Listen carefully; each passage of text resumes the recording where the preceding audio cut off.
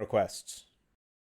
If anyone's around from the HU days back at the very start, I used to do fucking 3-hour streams of trading and altcoins and charting and talking shit. So you're all in for a treat.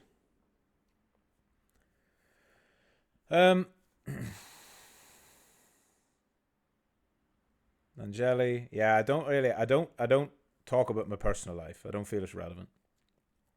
And to the next question, how many wives do you have? I don't think that's relevant either. Is GMX a good exchange? I've never used it, but it's decentralized, so you're not going to get scammed.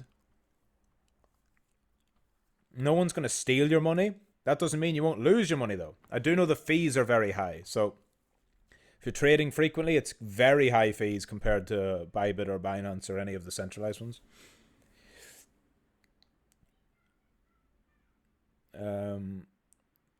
Felfiat says, Market Wizards. I haven't read it, but you can't really go wrong with that book because it's not trading information. It's the author interviewing a bunch of famous traders.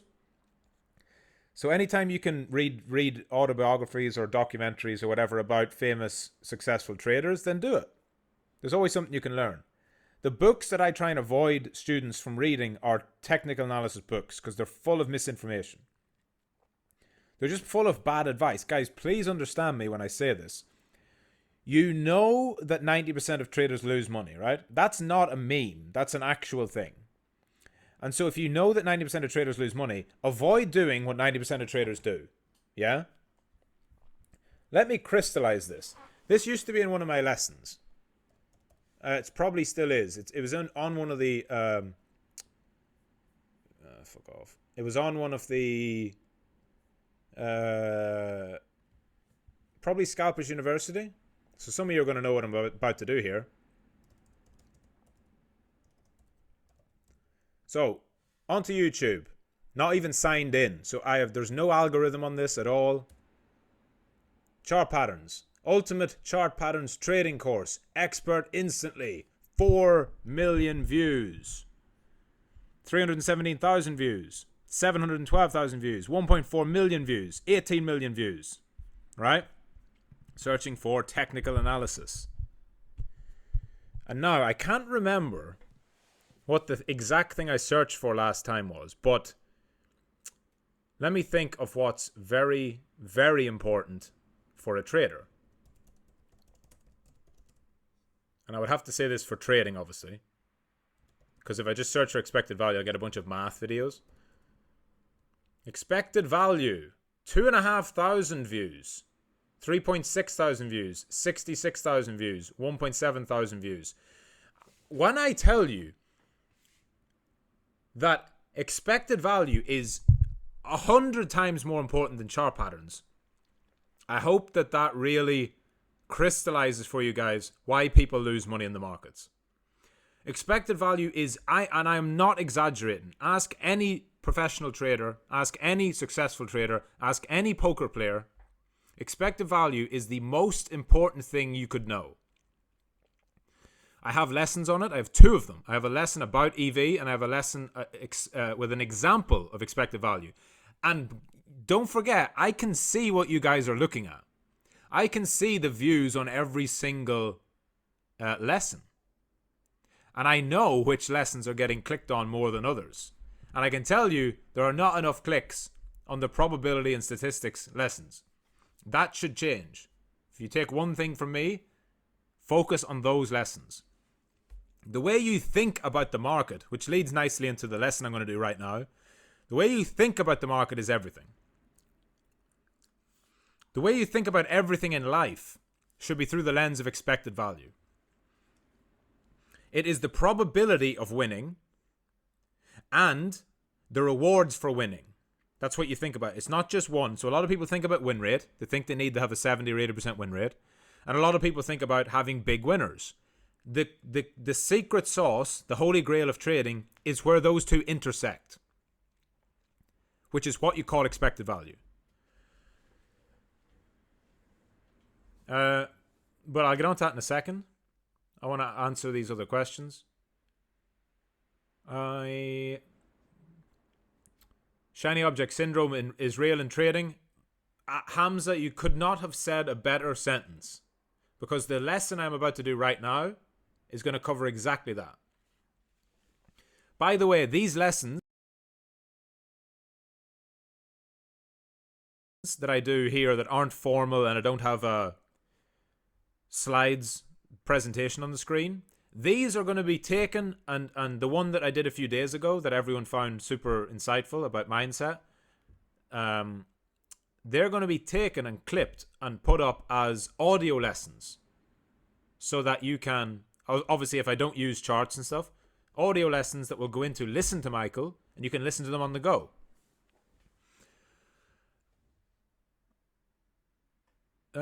Gabriel says, there's an interesting question there. Do you use Dex credit cards? Actually, Gabriel, I would be extremely interested if you linked me that. What are they called? I was actually talking about this with a friend. I didn't know there was Dex credit cards, like decentralized credit cards. If you know about that, please let me know. I see someone telling me that I didn't edit part of cause and effect. I'm not aware of that because that was one of the ones that's with the editor waiting to be done. So the full thing's probably ready to go. I can check right now. But yeah, I'll take that. There's going to be some Easter eggs in there of raw videos for me. You might even hear me swearing at my computer if it was one where I fucked up the lesson and I had to start again. But so you're saying that the law of cause and effect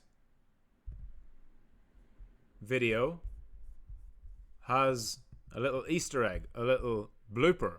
So I'm going to take that one down, and after this lesson, after this video, I will edit that video, fix it up, and put it back up. So let me just do that right now. Okay. Gone. Deleted. Done. Thank you for that. You're all my eyes and ears.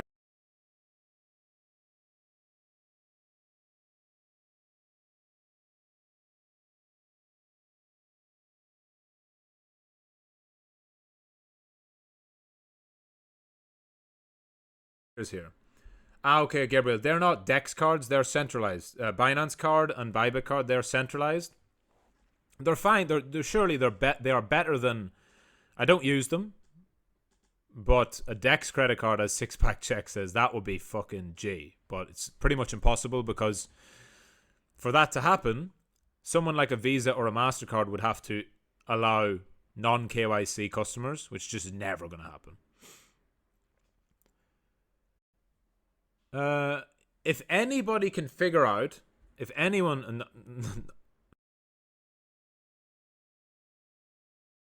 not for you guys, but if some of you can, then absolutely do it. If anyone can figure out how to integrate MetaMask with payments, and if it could somehow get on Apple Pay, that would break the fucking world. That would be like the greatest thing ever.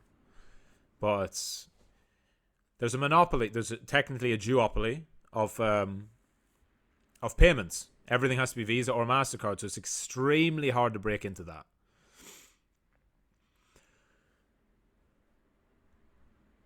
Econ Boy, what about Trading in the Zone? Great. I can't say it's a great book because I've not read it, but there's a YouTube series where the guy Mark Douglas, the author, he lectures about it, and it's across 4 videos. I've watched those 4 videos because it's like 4 hours in total. You can watch it on 2x speed. It's much more efficient than reading the book, and you get all the key information. The problem with books is they're too fucking long, right? And I'm a boomer. I'm not like a TikTok brain like a lot of you. But even I think books are too long. Unless it's like Reminiscence of a Stock Operator, that's G. I have a book about chart patterns that I just bought so that I could, and I'm going to look at it here. And I'm not going to tell you what it is because I don't recommend anyone reads it. Because it's just, you'll end up for weeks looking at irrelevant shit. But I got it to see what normies read. And this fucking book has 1,200 pages. 1,200 pages about chart patterns. It's just overkill, guys. Because chart patterns are not what makes you successful as a trader.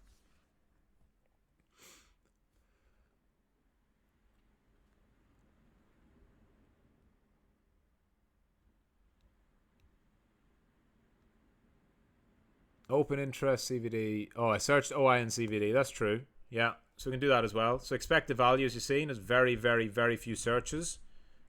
Cumulative volume delta. 43,000, 76,000, 19,000, 26,000. And that is way, way, way more useful than a chart pattern, right? That actually deals with who is aggressively buying or selling in the market. Not just what shape are the candles.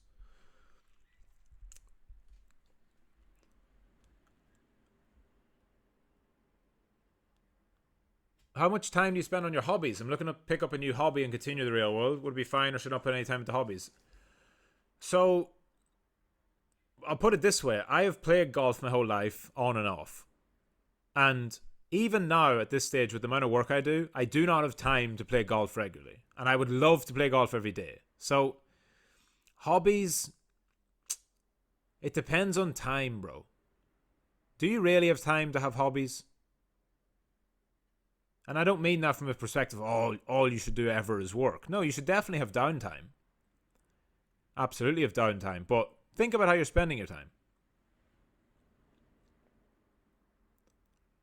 I treat things like going to the gym. I would class that as a hobby, but it's also essential for being healthy and being fit and being strong. So it has multiple benefits. Will there be more lessons coming soon? Absolutely. Lessons are going to be coming out thick and fast all the time. And these streams are lessons.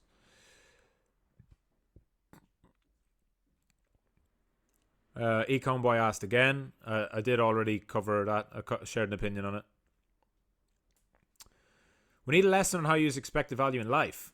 That's a good one. So one of the simplest ways of looking at all these things is there are a lot of concepts from probability and statistics that if you get too bogged down into the math of them, you will get lost, okay?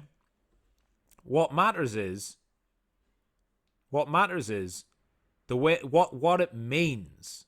So, don't worry about the calculation for EV because in real life you can never assign exact probabilities to anything, yeah?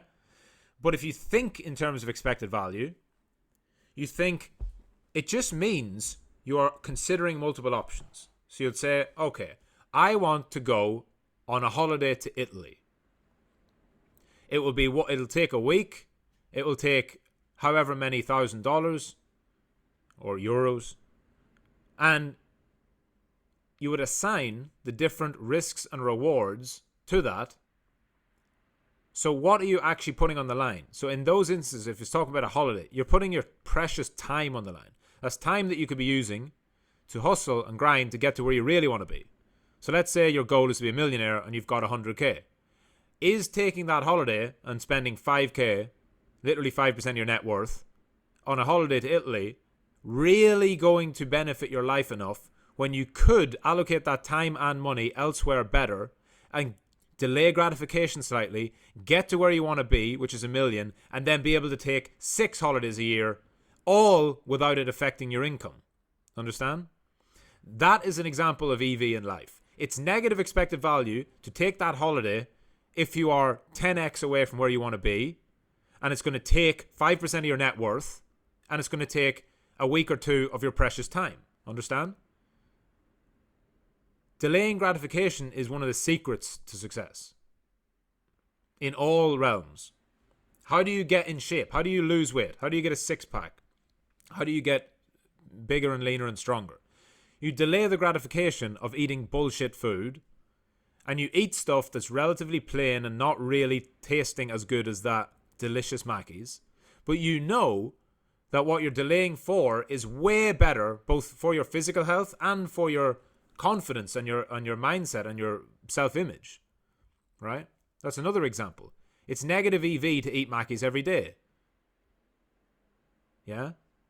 every day you're taking some empty calories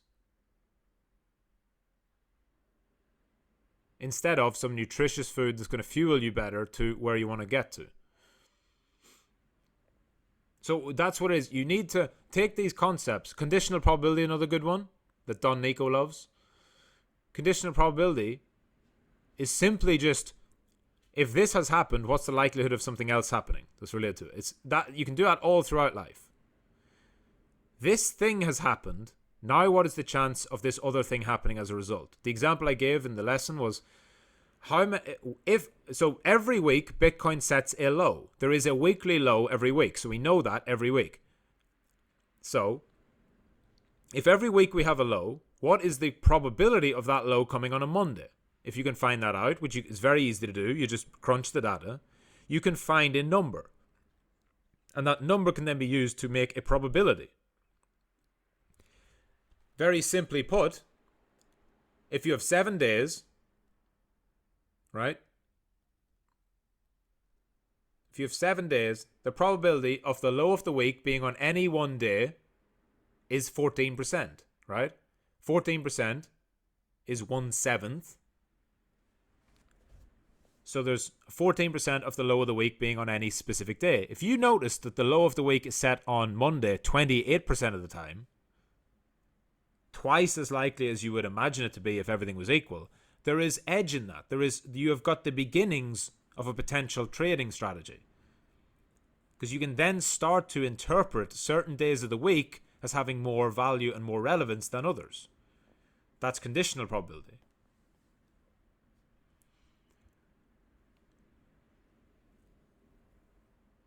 The TA module lesson 1, yes. Welcome to module 2, or should I say module 1 for those that skipped. Correct. I knew everyone would skip to the TA module.